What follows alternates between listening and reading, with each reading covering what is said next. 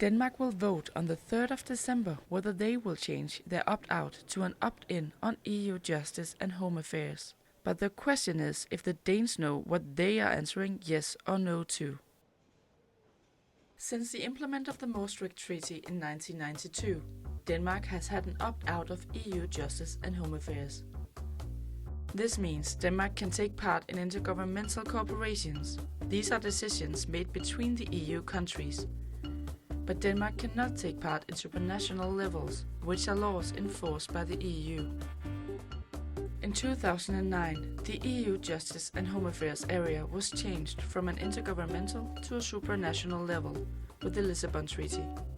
Denmark could therefore no longer participate in corporations about, for example, sexual abuse of children, human trafficking, cybercrime, and bankruptcy. An opt-in on specific acts of the EU Justice and Home Affairs will make it possible for Denmark to cooperate with the police force Europol in the future, as Europol is turning supranational in 2016. The reform of Europol is therefore the main reason for the Danish referendum.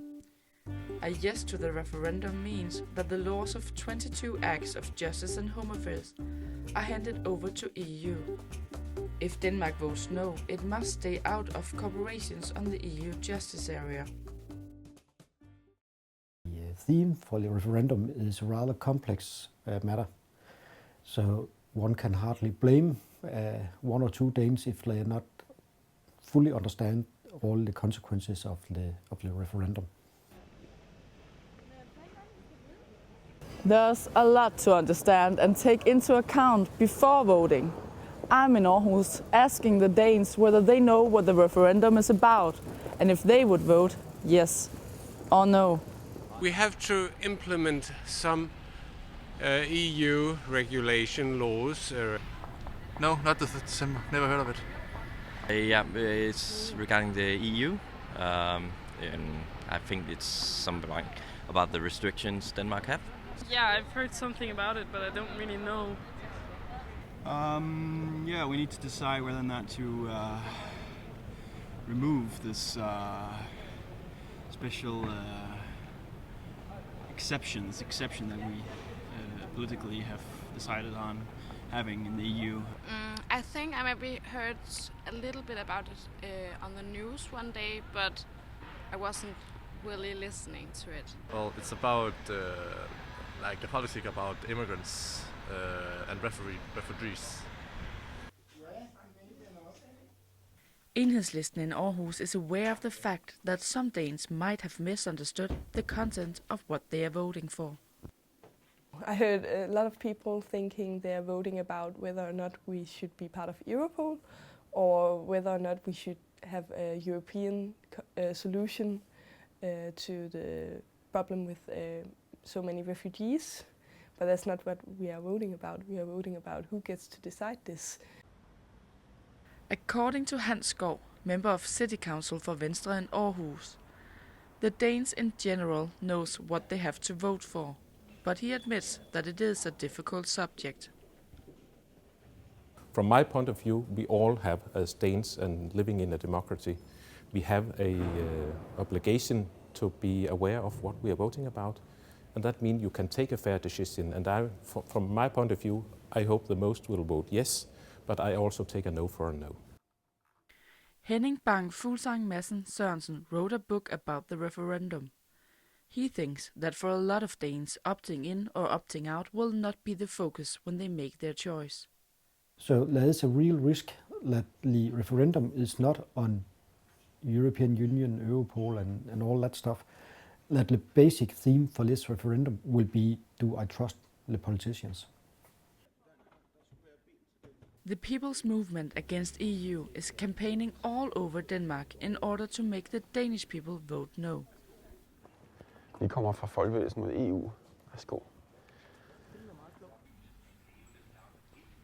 I think that if we hand over the power over justice policy to the European Union, we will limit our democracy. Every time we hand over an area to the EU, it will not be possible for the Danish Parliament to take it back again unless we leave the European Union. But for Venstre, who is one of the 5 yes parties in the Danish Parliament, it is essential for Denmark to cooperate with the EU about criminal laws.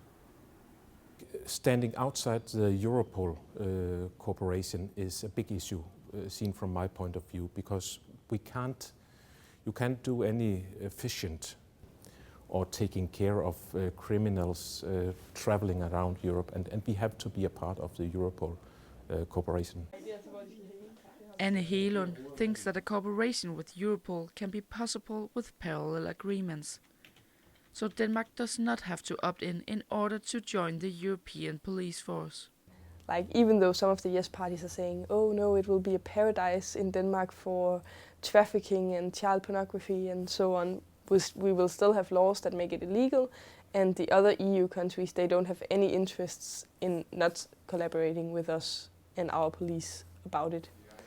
So I think they are trying to scare us into thinking that criminals can just walk freely across our borders doing crimes without any consequence if we don't opt in. And that's not how it's going to be. Back on the street in Aarhus, the red and the green ballot papers are dropping into the box. If the referendum was right now, what would you vote? Yes, I'm a European, so there's no doubt for me in that part of it. I have not decided. But I am pro-EU, so maybe yes. I think I had to vote. It's about Denmark getting their own, they decide to choose their own laws against immigrants and so on. So I would probably have to vote no.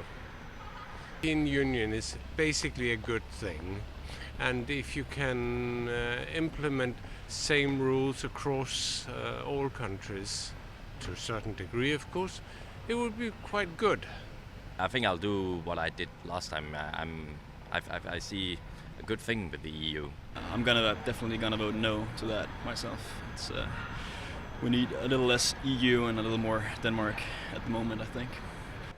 Well, this is definitely a no.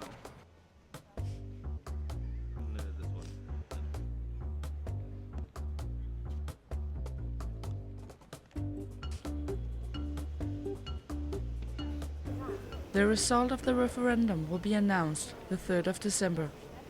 So the Danes still have time to decide on Denmark's future in EU's justice area.